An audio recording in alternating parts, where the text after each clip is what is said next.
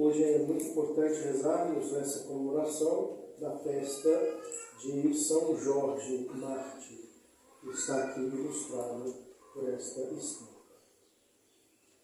Eu sou o bom pastor e conheço as minhas ovelhas e elas me conhecem. Tivemos a graça recentemente de viver uma das Semanas Santas mais bonitas deste apostolado.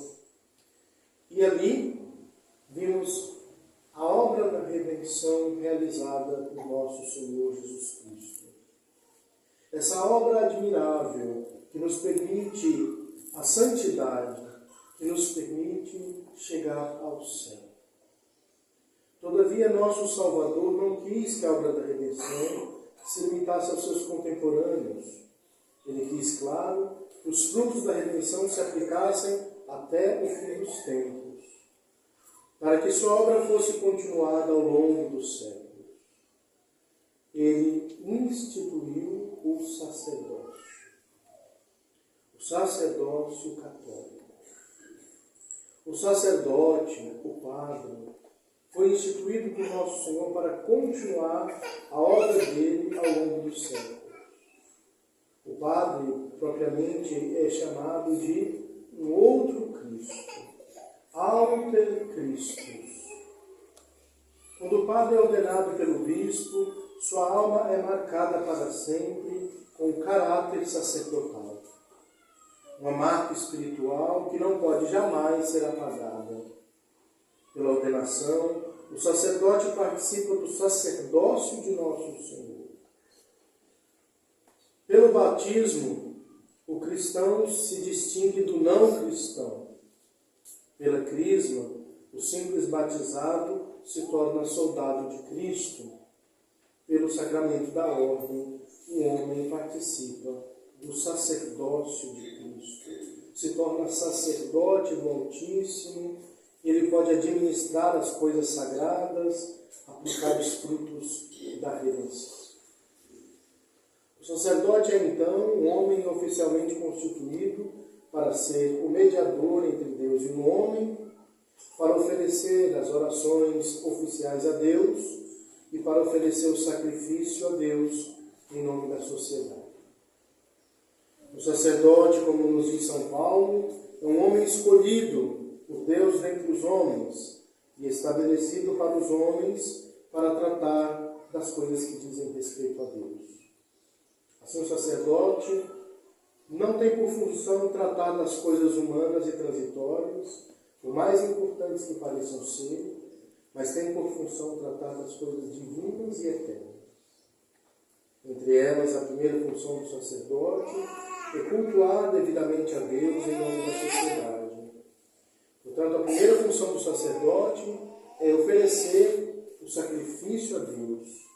O sacrifício é o ato de culto mais perfeito que se pode prestar a Deus.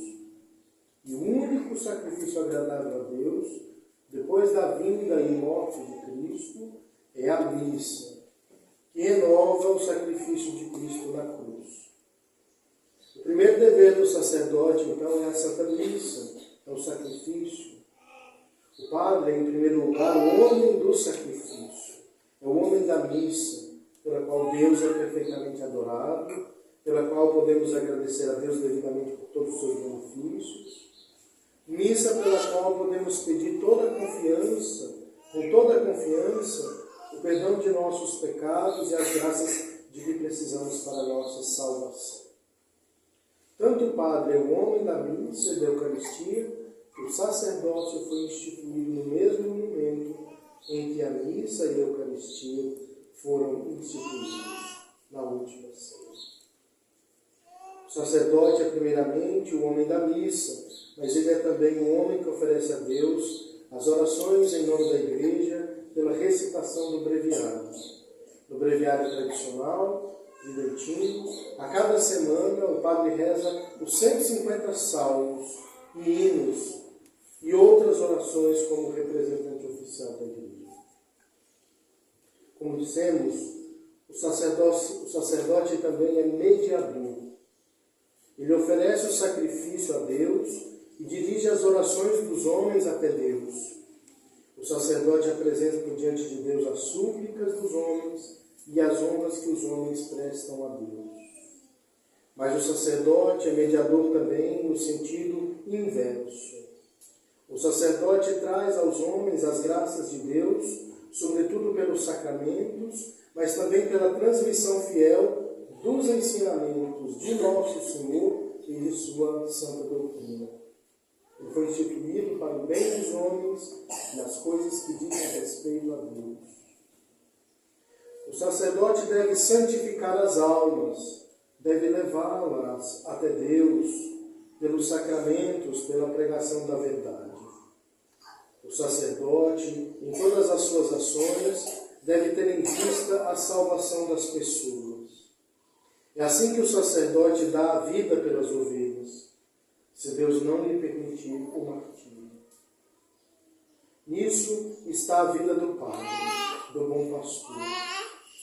Prestar o culto devido a Deus e santificar as almas. E como são necessários sacerdotes que realmente se preocupem com essas coisas. Deus quis utilizar-se dos sacerdotes para perpetuar seu sacerdócio, para perpetuar a obra da redenção. Quando não há sacerdotes, ou quando não há sacerdotes realmente conscientes de seus deveres, o mundo vai se afogando nas trevas do pecado.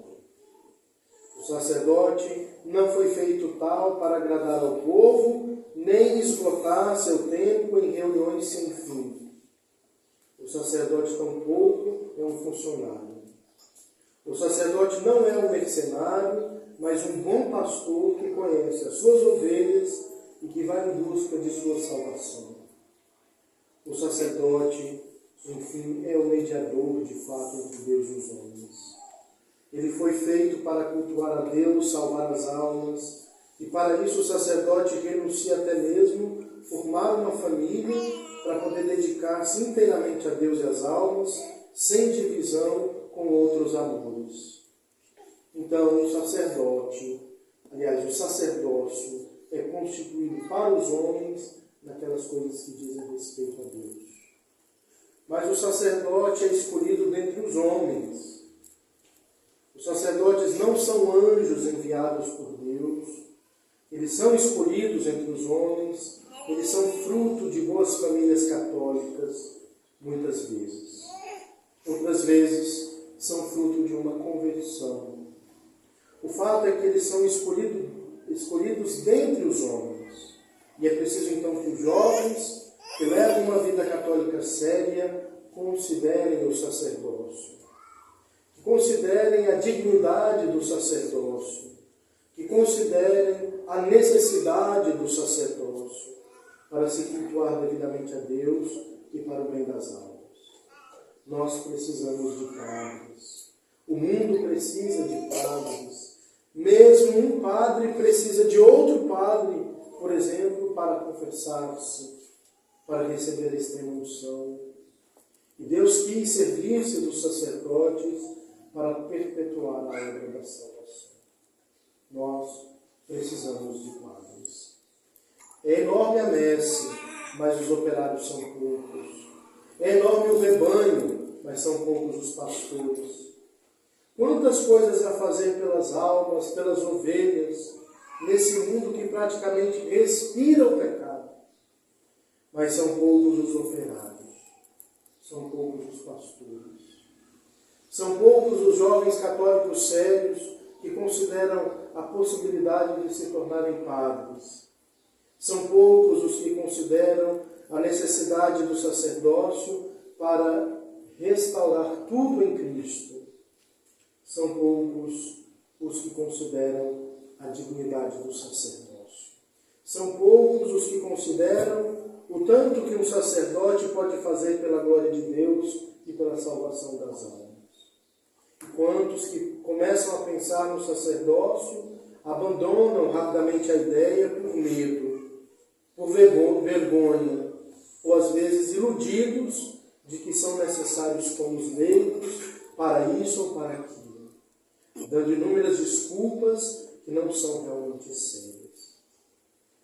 Já ouvi padres muito sábios dizer: todo rapaz, um bom católico, precisava passar pelo seminário, tanto para receber uma determinada formação, quanto para discernir o seu caminho. Os operários são poucos, a messe é grande, são inúmeras ovelhas sem pastor. Deus quis servir-se dos sacerdotes, e o mundo precisa dos sacerdotes. Sem eles, os homens se tornam semelhantes a animais brutos, como nos dizia São João Maria Vianney, o cura d'Ars, o sacerdote da cidade de Ars, na França. Nesse domingo do Bom Pastor, peçamos a Deus que nos envie bons pastores, que nos envie sacerdotes. E rezemos por aqueles que já são pastores, pelos nossos padres, para que sejam sempre bons pastores e jamais se tornem mercenários. Ainda termino aqui fazendo uma breve correção fraterna, principalmente em alguns pontos delicados da nossa convivência em nosso apostolado. Uma certa irreverência com o padre, um certo espírito de revolta às vezes. Vez em quando, vez ou outra, aparecem alguns fiéis querendo dizer o que o padre deve fazer, colocando certas opiniões deslocadas, irreverência, desrespeito, às vezes até brutalidade. Não falo isso por mim, porque enquanto homem eu sou digno de desprezo e muitas vezes até deveria ser humilhado. Mas digo pela condição de sacerdote. Nossas mãos ungidas são as mãos que vos abençoam. Nossas próprias pessoas são enviadas para vós. Toda ternura, carinho, respeito a quem devemos a qualquer pessoa deve ser redobrado ao Padre. Não falo por mim enquanto homem, repito. Falo pelos futuros padres que os senhores ainda vão encontrar nesse apostolado ou em outros. Devemos extirpar esse tipo de situação já pela raiz. Principalmente porque nós queremos colocar diante da igreja uma bandeira da tradição. Nós devemos empunhar, sim, nos mínimos detalhes, inclusive respeitando o pai de cada capela, templo, igreja, apostolado. É dever de cada cristão, pelo quarto mandamento, honrar pai, mãe, autoridades e superiores. Então peço que cada um, não com bajulação, não com excessos, mas com a devida ternura, respeito e, é claro, caridade, nos ajude a viver a fé nesse apostolado. Em nome do Pai, do Filho e do Espírito Santo.